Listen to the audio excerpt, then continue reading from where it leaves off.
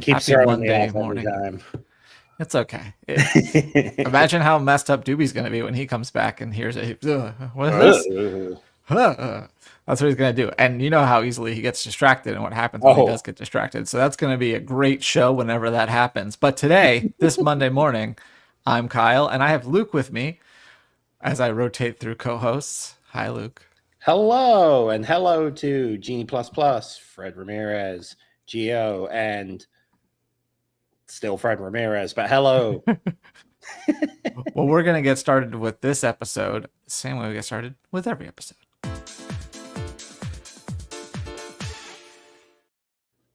When we checked in on the Disney stock on Friday, it was at $98, and now let's see if we can make a rebound. Oh, hold on, I gotta fix my computer and get to the things that I want. There we go. And then I had to pull that up. Okay, 97.47. So it's gone down even more, even though it looks like it's climbing a bit on the day. Well, it's still down, but it's climbing. It's trying to rally right now. So let me write down that new time. It's getting there. It's getting there. Price. I'm off it, Luke. I'm already losing it, but we're gonna get to the weather, and then I'm gonna try to right this wrong. Let's go.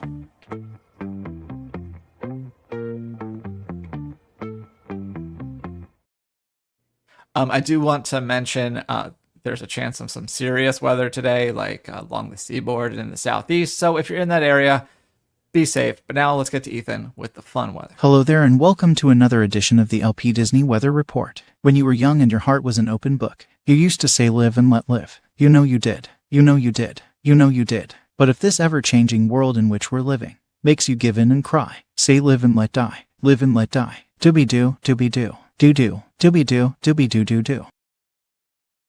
Let's get to the weather. After some early showers this morning, Anaheim will be overcast today and top out at 65.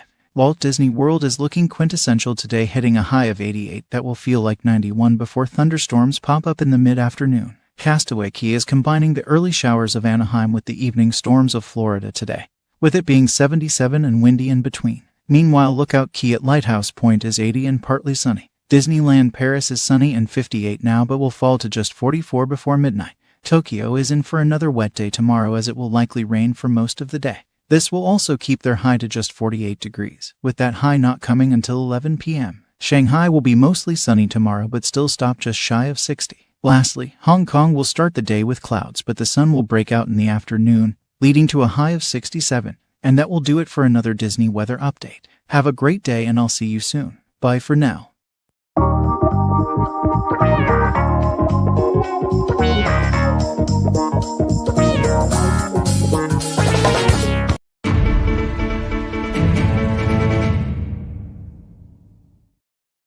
Everything has a bumper here, Luke. You'll never know what it's going to throw in there. But we have some breaking news. Breaking news. About last week, we told you that what was it called? Disney Junior. Simply just Disney Junior Dance Party. Okay. Well, and we said that they were going to announce some more information soon. Well, we got some more information soon. We found out that it will be replaced with the Disney Junior Mickey Mouse Clubhouse Live, and you won't have to wait very long for this to pop up because it is coming May 16th of this year in the same theater. Almost next month. Yeah, almost next month. If today were tomorrow, it would be next month. Yes. So yeah, that's. I mean, this is kind of what they've done before. These things that are new attractions, but they feel like soft reboot, which is funny because that's what Disney Junior does with their shows. They're like, it's the same show except we gave it a different title. And this time, all they added to Mickey Mouse Clubhouse is plus. It's Mickey Mouse House or Mickey Mouse Clubhouse Plus. Okay. So, and that's, I guess that's part of what they're celebrating with new show is the arrival of Mickey Mouse Clubhouse Plus, which comes later this summer to Disney Junior and Disney Plus. So many pluses. But we got some other news with that. Hold on. I gotta set this up the way I want. There we go. That's how I do it. Okay. All right. So we got Rex is going to be. So I think he's previously appeared at one of the parks. Was it Hong Kong? where Rex has Yeah, appeared? he's been in Hong Kong. I want to say maybe has he been at Typhoon Lagoon for the Parkosaurus Rex stuff, or am I just That's possible imagining too. Okay. Well, he's coming to the Disneyland Resort. He'll be at Pixar Pier at California Adventure for a limited time starting June 1st. This is part of Toy Story is turning 30 this year. So they're doing a big push. So yeah, Rex is going to be coming over to Pixar Pier. And I think that's pretty cool. Speaking of more Pixar Pals Playtime Party, which is they had for Pixar Fest last year. And it's just kind of, it's a dance party, but it seemed kind of fun. They had like a bunch of different activities. It's kind of like an ongoing thing. It's not really like a show. It's more of a, I don't know what you'd call it.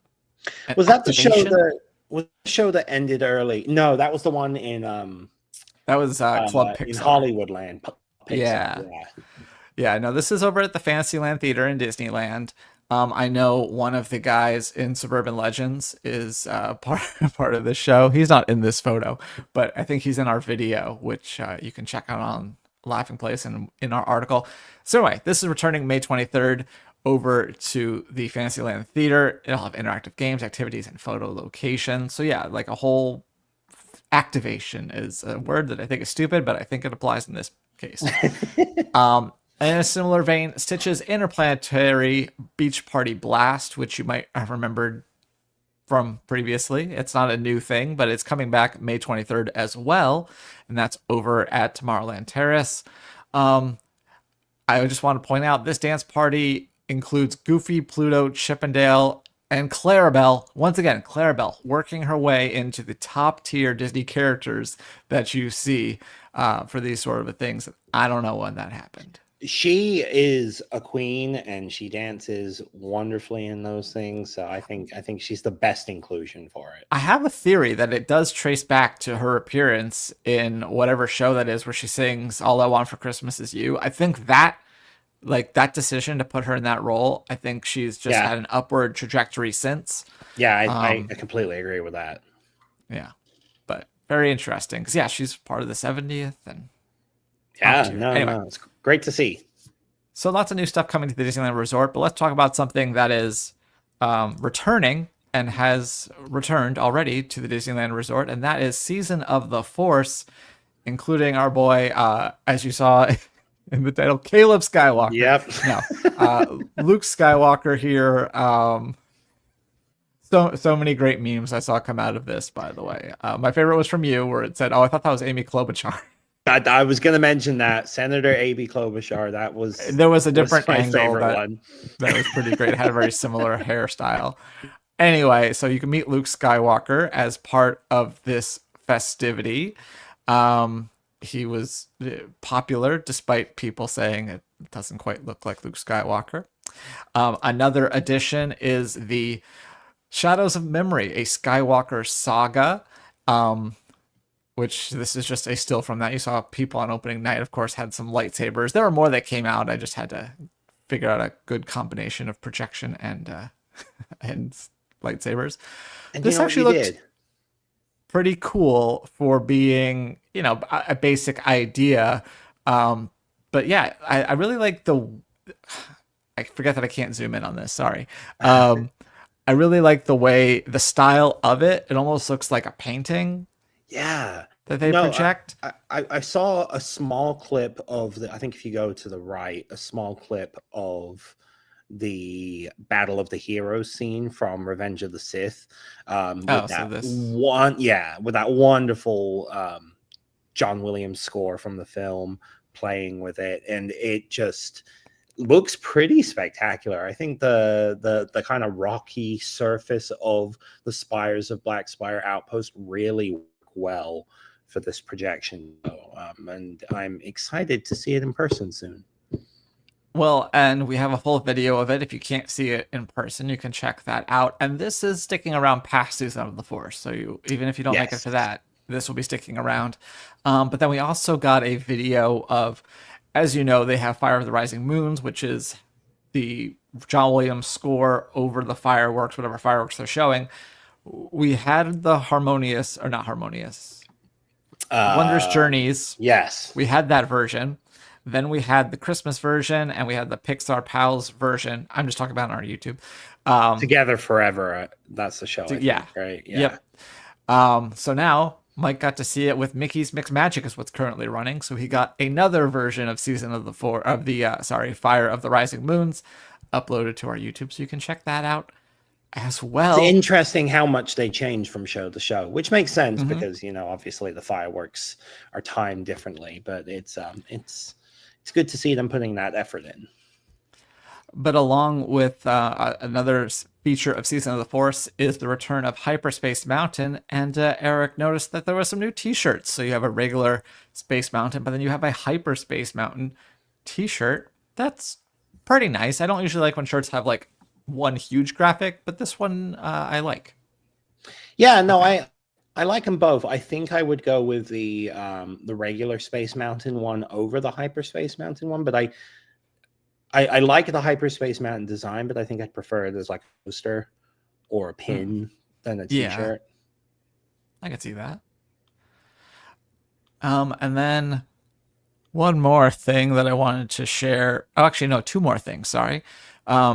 We did get during the press event for Season of the Force, we got a preview of this mouse droid that's going to be coming to Droid Depot. They didn't give us any release timing, but that's going to be pretty cool. Yeah, that'll be a nice different kind of droid that you'll be able to purchase. It's a rabbit hole I don't want to fall down, but well, yeah, but this is great. So you can like deliver snacks to your friends when they're over. Yeah, it has practical application. Works perfectly. Exactly. And then the one more thing over at the Grand Californian in the resort, there is a giant, I think it says it's a Rice Krispie treat version of the Death Star. Really cool. I mean, they have a tradition of doing like gingerbread house displays and that sort of thing for the holiday season and for Halloween. So it's cool to see something like this pop up there. Indeed. So that's everything Season of the Force happening over at the Disneyland Resort. So yeah, be sure to check that out. In other Disneyland Resort news, you may remember that there was a Powerline popcorn bucket, or Max as Powerline rather, during 90s night. And they told us at the time that it was going to be released generally later.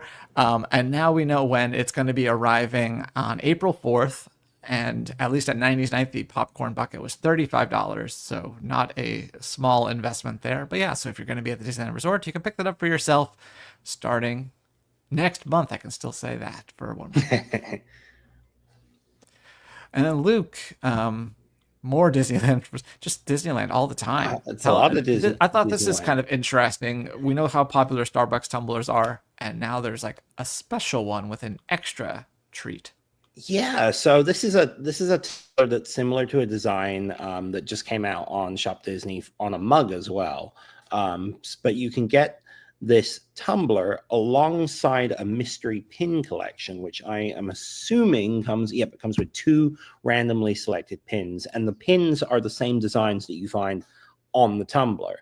So you get 2 of the random ones. So we have a teacup, the Small World facade, a tiki bird, Sleeping Beauty Castle, Madame Leota, the Yeti from the Matterhorn, a Z for Zurg from Buzz Lightyear's Astro Blasters, and then the last one looks like Jungle Cruise. So you get this mystery pin bag with the tumbler for $50, which is for pins and the tumbler not too bad.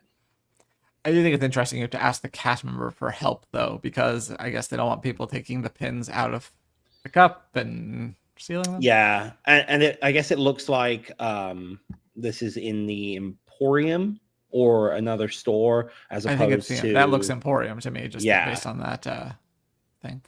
As opposed to the Starbucks location itself. Oh, that makes sense. Yeah. But as you mentioned, they do have new mugs. There's a Disneyland version and a Walt Disney World, and you can find those over on Disney Store. And I think there's barely tomorrow, but if there is, then I'm sure they'll be talking about them. Oh, absolutely. But next up, I knew you didn't take this story. I wonder why. Because got I some news couldn't tell you anything about it other about than the the surface Kansas level. City Chiefs. This is they announced that a new docuseries, 6-episode docuseries, will premiere later this year on ESPN as well as on Disney Plus.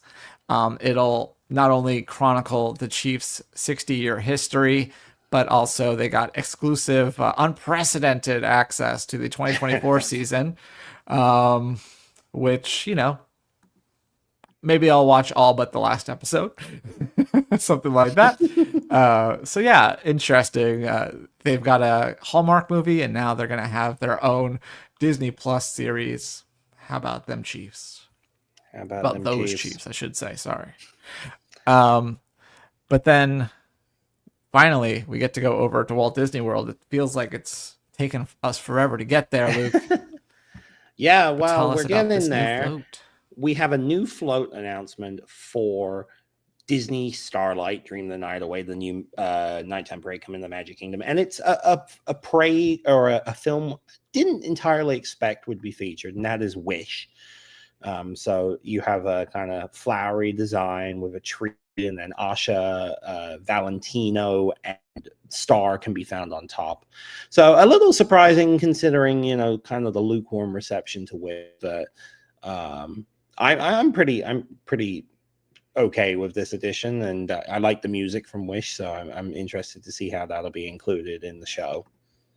I think it is kind of awkward for people that know you're like, oh, that movie didn't do well, but I almost feel like they're gonna backdoor it, like by having her and just being like, nope, she's in the thing.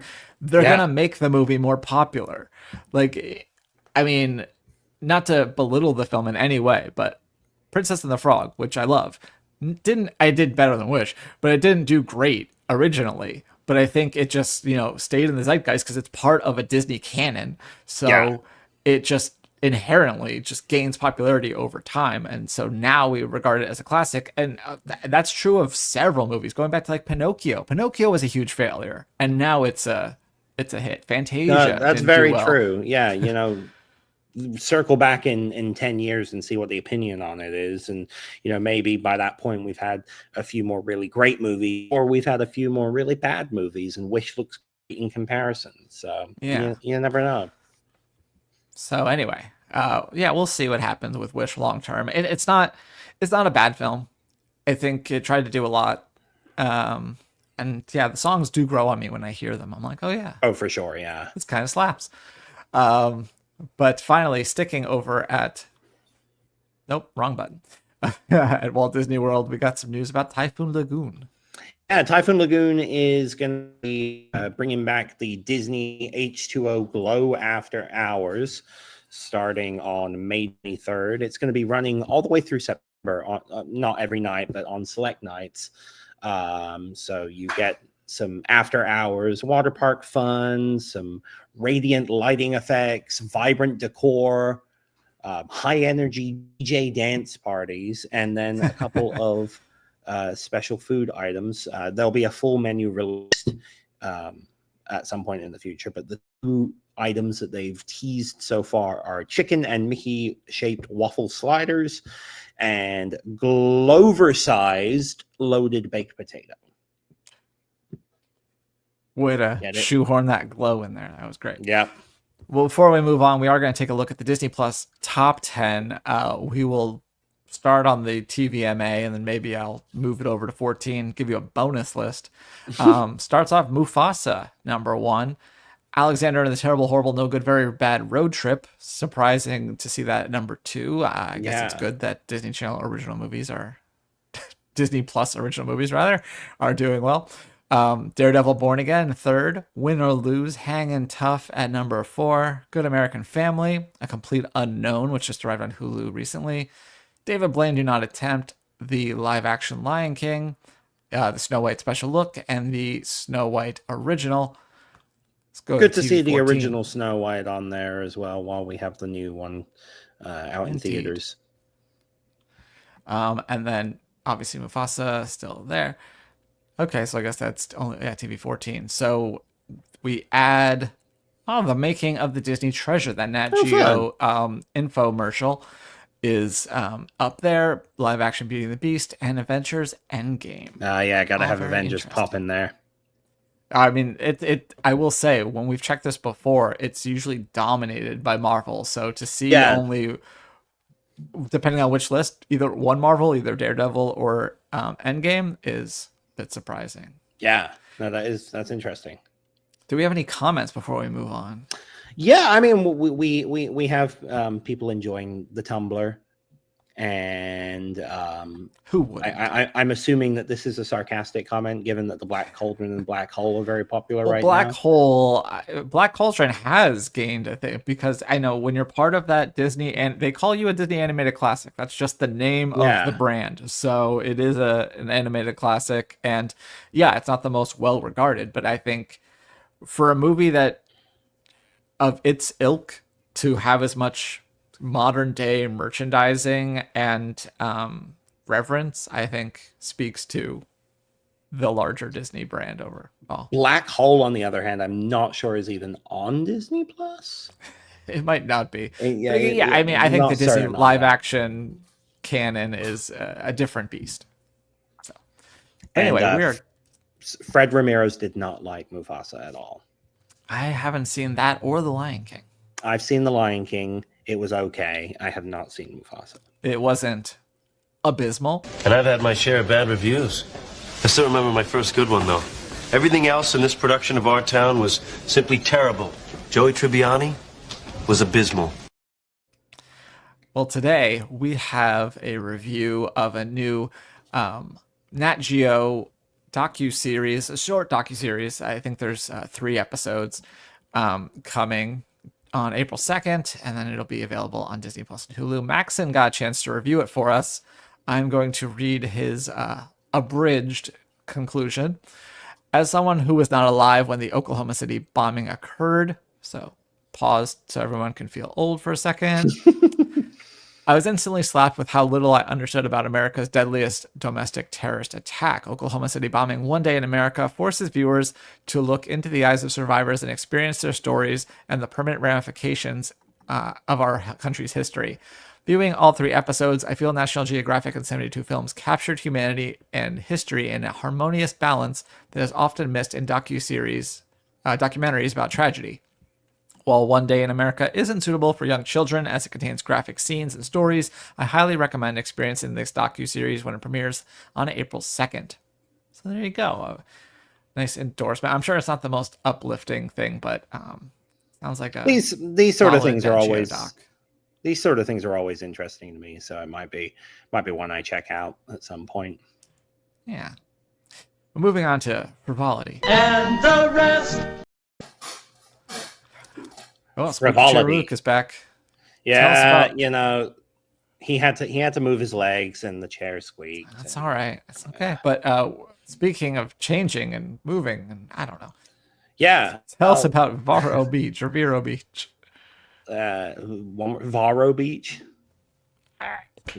There's a bank called Varo, and I got confused for a second. My two worlds were colliding, and I'm lost. So just tell us about this stupid non-Disney park.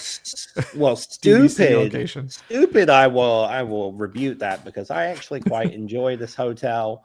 I stayed there last year for the first time, and it was a very relaxing experience getting to enjoy the Disney charm without the hustle and bustle of the parks. Plus they have sea turtle nests, and they do a sea turtle race here. Oh, it's great.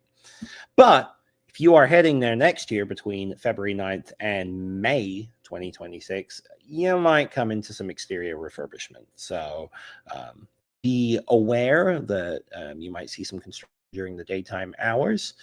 Yeah. Maybe the prices will be cheaper. Probably not.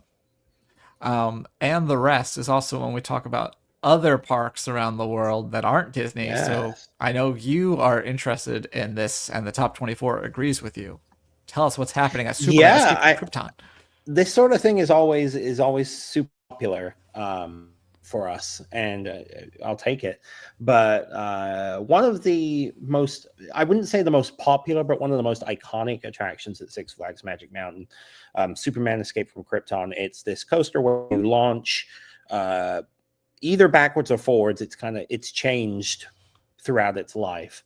Backwards and forwards up to 100 miles an hour up a 415-foot tall spike. It was an okay ride. I only went on it once and was a little scared because the 100 miles per hour is a lot, but you really don't feel much of it. It's a very gradual build up. And you won't be feeling much of it at all anymore because the ride is donezo. The attraction will be they closed for refurbishment back in September. The park has decided to not bring it back. The president said, just like other roller coasters within the theme park industry, there's a life cycle with these coasters. It's just reached a point in time where we need to make a wise decision on where we really should reinvest the funds to improve guest experience the most. And it doesn't make a lot of sense to put that back into Superman. So the coaster will be leaving, but attached to the coaster is a drop tower on the sides. That tower portion will be staying in the skyline of Six Magic Mountain, at least for now. And you'll still be able to ride the drop tower. So at least something sticking around. That's the drop tower, such an original. You can't find drop tower anywhere else. Well, you can't, but this one's pretty terrifying. I haven't been on it, but it goes all the way up that 415-foot tall thing, and it's very loose, very open seating. Like, obviously you're secure, but it's very open in its seating style. And then sometimes, when the coaster would be running, sometimes you'd have that coming up as the ride is going up, so the tower would shake a little. So it's a little bit more terrifying than your average drop tower. That sounds like it. Yeah. Well, thank you for that report at Magic Mountain. But now we're going to go around LP.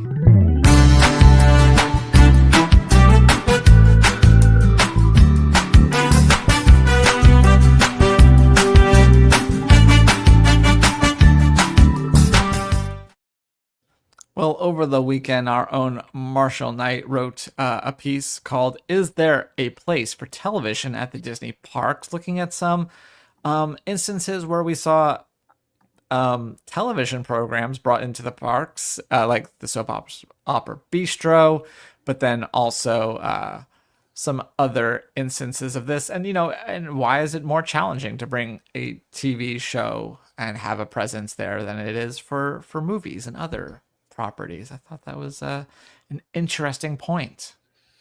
Yeah, no, it's interesting, and I think that it was kind of spurred on by the Disney Junior News, because of course that's where ABC Soap Opera Bistro was, and that lasted less than 2 years. So it's a perfect example of the struggle of television at Disney parks. And remember soap opera weekends? Yeah. That was a thing. And at Hollywood Studios, the writer stop was loosely themed to By the Book, which was the Ellen show. Not the talk show, obviously, but her sitcom. I think it was when it first opened, it was more overtly Ellen themed, and then they kind of dropped that as the years went on. Yeah. But we're going to move on to the fun stuff. The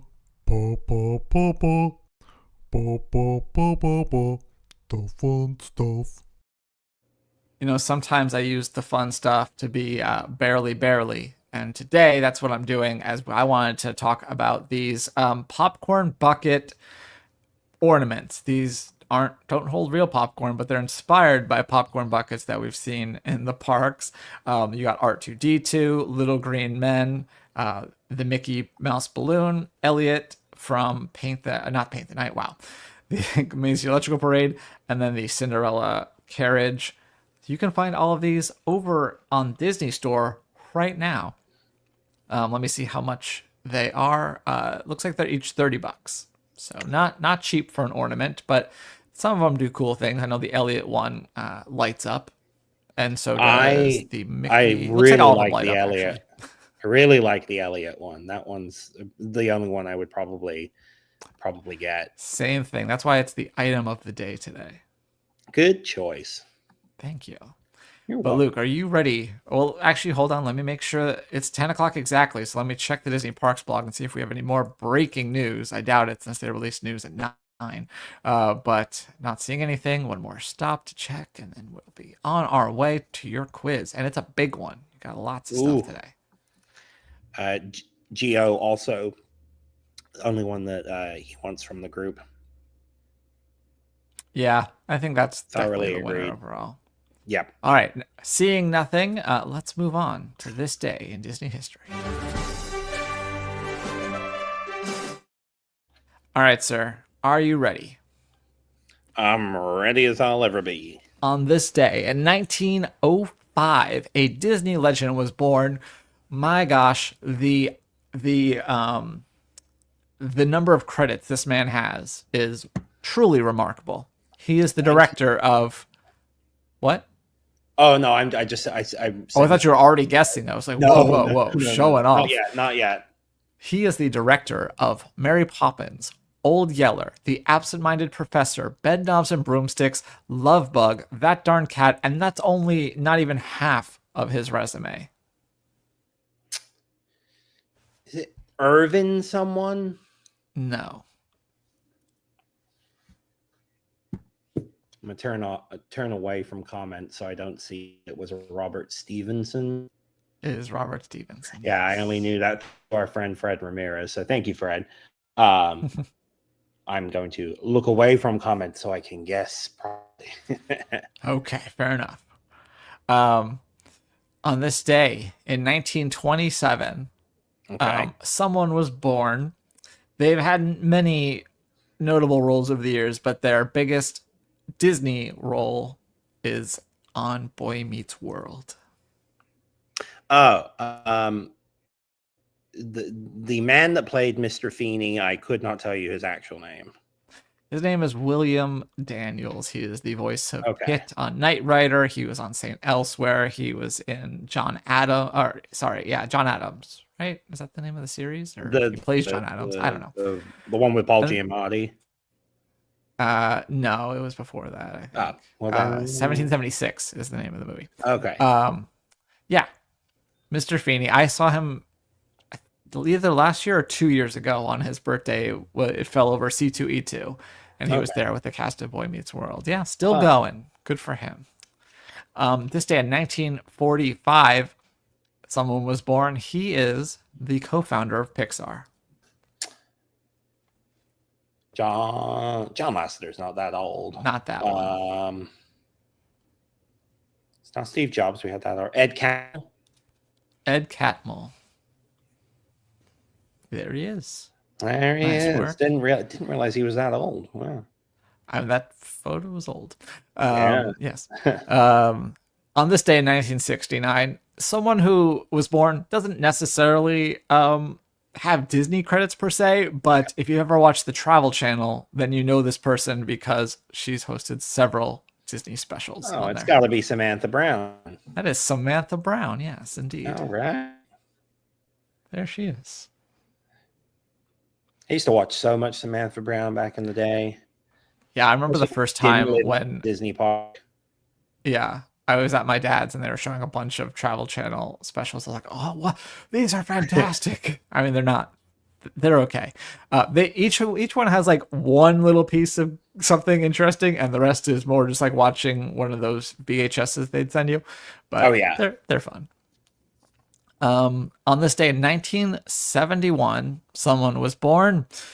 His Disney credits include Beauty and the Beast. Which one's up to you? Whoa. Christopher Robin and Star Wars.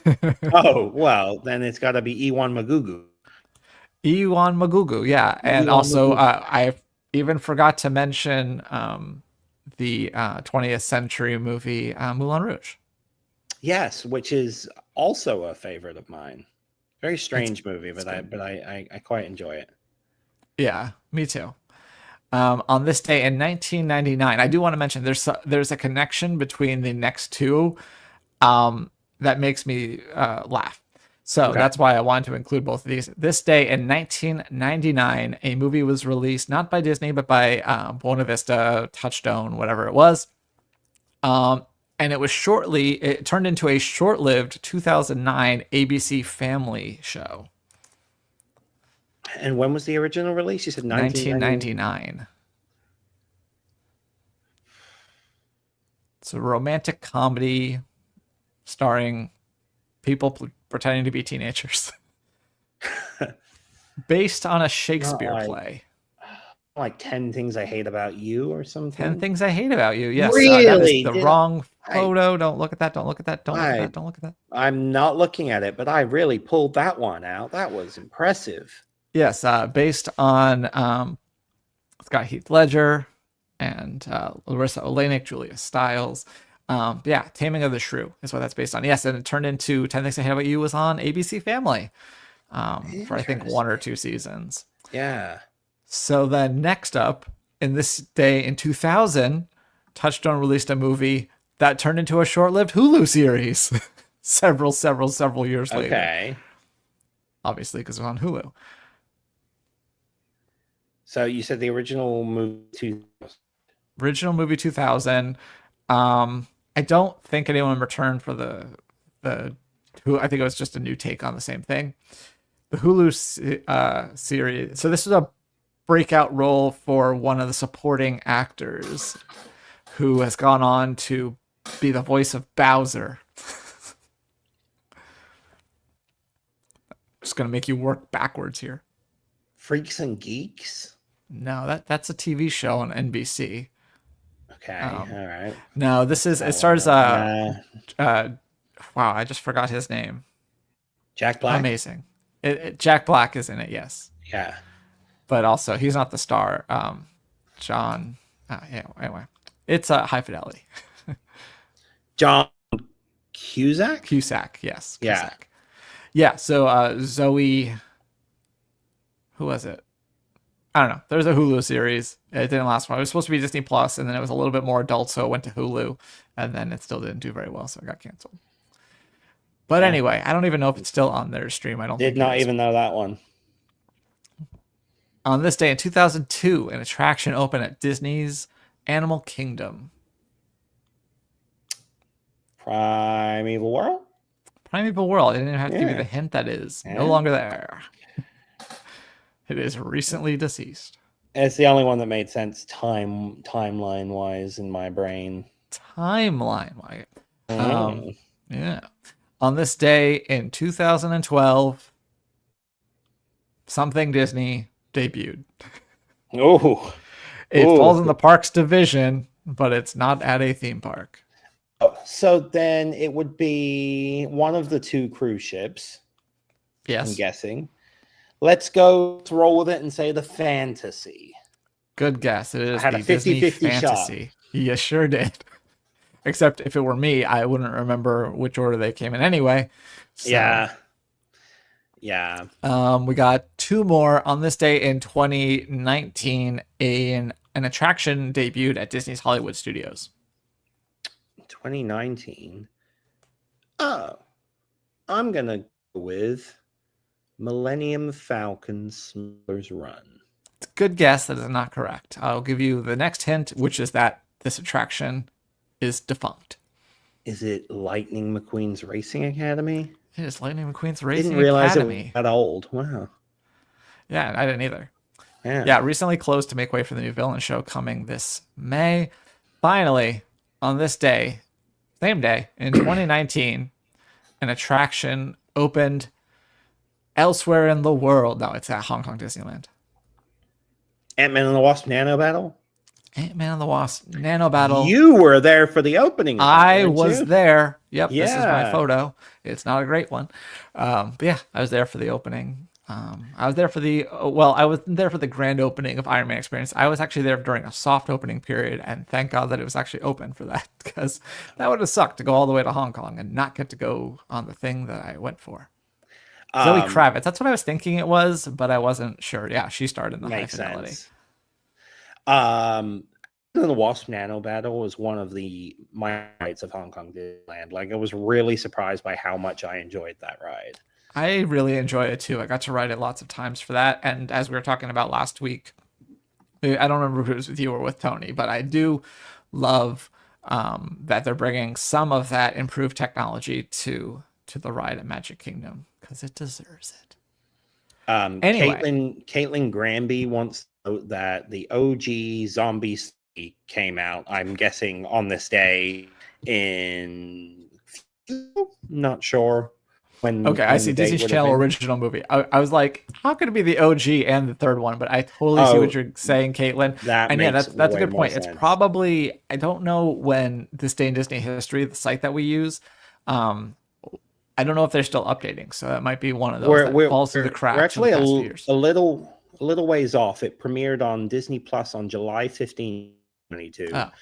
Came to Disney Channel on August 12th, 2022. Okay, interesting. Well, anyway, that's going to do it for this edition of the Disney Morning Show. Programming notes. 1, I don't think there's a park stock tonight because I don't see it on the schedule, and I know half of them are gone. 2, I regret to inform you there will be no morning show tomorrow. I don't have a co-host for it. And 3rd, it's April Fool's Day, and there will probably not be a lot of news because great point. People like to stay clear of April news or April Fool's Day and announcing actual news. That's a great excuse for me to not be doing a morning show. Number 3, there will not be Disney Trivia Live tomorrow. 4, I don't know if there's Barely Necessities or not. Basically, everything's falling apart. And I'm very sorry about it. He doesn't know. Don't blame me. I didn't do it.